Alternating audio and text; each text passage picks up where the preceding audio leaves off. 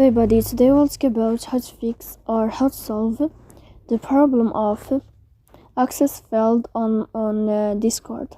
To know how to fix or how to solve access failed on Discord app, you should just go to settings. After that, you can click on apps, default apps, app settings. Here we'll enter to the window of Magic Tiles 3. Then you can click on Force Stop and you can click OK.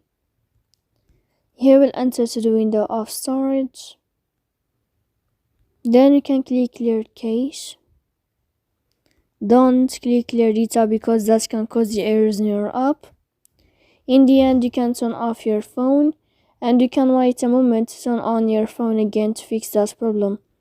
So please don't forget to support us by like and subscribe.